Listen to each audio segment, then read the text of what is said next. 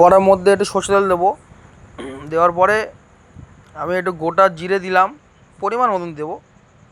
কয়েকটা গোটা শুকনো লঙ্কা ভেঙে দিলাম, 2-3টে তেজপাতা দিয়ে দেবো, দিয়ে একটু গোটা রসুন দিয়ে দেবো।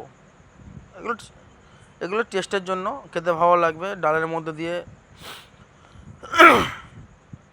দেওয়ার পরে টমেটো আর পেঁয়াজটা একসঙ্গে আছে, আমি টমেটোটা আলাদা করে নিয়ে পেঁয়াজ আর কাঁচা লঙ্কাটা দিয়ে দেবো। আমি টমেটোটা আলাদা করে নিয়ে পেঁয়াজটা দিয়ে দেবো। আজকে আমাদের শনিবার, তো আজকে আমাদের ডাল আছে, ডালের সঙ্গে আছে পেঁয়াজটা দিয়ে দেবো, দিয়ে একটু ভালো করে নেড়ে দেবো। পেঁয়াজ আর কাঁচা লঙ্কাটা দিয়ে দিলাম, দিয়ে ভালো করে নাড়বো, একটু হালকা হালকা লাল লাল হবে।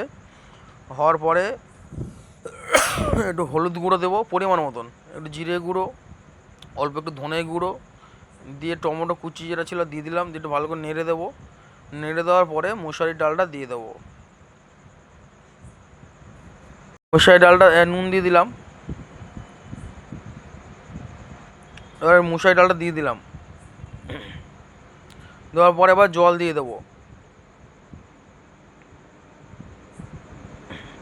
জল দিয়ে দেওয়ার পরে এবার ঢাকনা দিয়ে ঢাকা দিয়ে দেবো।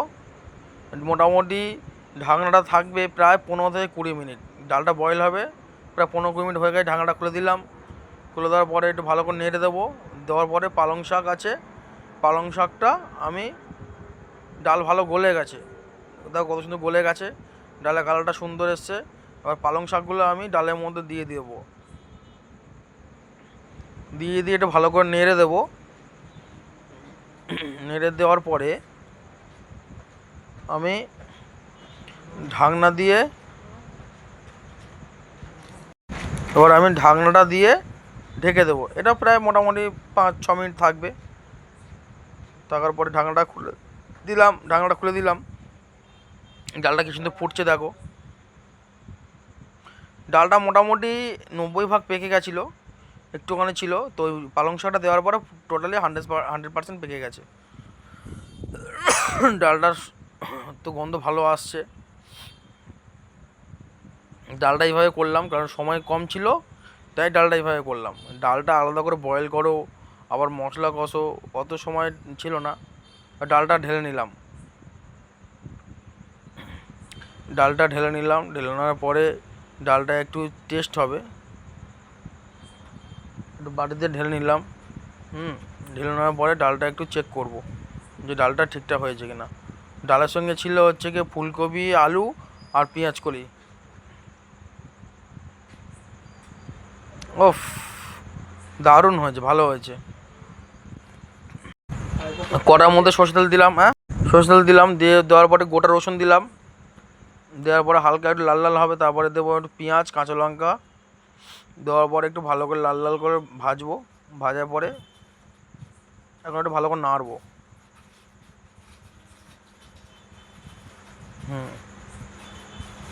এটাতে একটু নুন যাবে, আর কিছু যাবে না। হ্যাঁ, এটাতে নুন যাবে, অল্প একটু যাবে। সরষে তেল দিলাম, দেওয়ার পরে দুটো মতন শুকনো লঙ্কা দিলাম ভেঙে, দিয়ে আলুগুলো দিয়ে দিলাম। যেহেতু আলুগুলো আগে দিলাম, তার কারণ হচ্ছে কি ওই ফুলকপি আর হচ্ছে কি ওই পেঁয়াজ কলির থেকে আলুটা একটু সাইজে বড় হয়ে গেছে, ওই জন্য আলুটা একটু আগে দিলাম।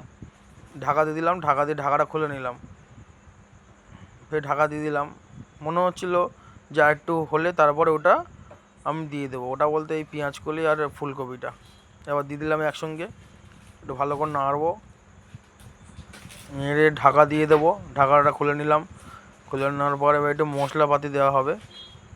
মশলার মধ্যে যাবে হচ্ছে কি নুন পরিমাণ মতন যাবে, একটু হলুদ গুঁড়ো যাবে পরিমাণ মতন, আর কিছু যাবে না। ঢাকাটা দিয়ে দিলাম, ঢাকনাটা খুলবো। এবার মোটামুটি নাড়তে হবে, দেখতে হবে যে ঠিকঠাক সিদ্ধ হয়েছে কি না। যতক্ষণ না সিদ্ধ হবে ততক্ষণ মোটামুটি ঢাকনা দিয়ে নাড়তেও পারো বা এমনি খালি নাড়তেও পারো, ঠিক আছে।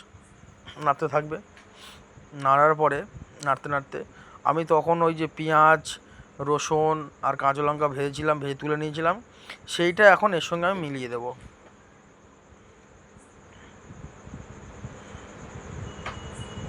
হুম, সব হয়ে এসে সিদ্ধ হয়ে গেছে।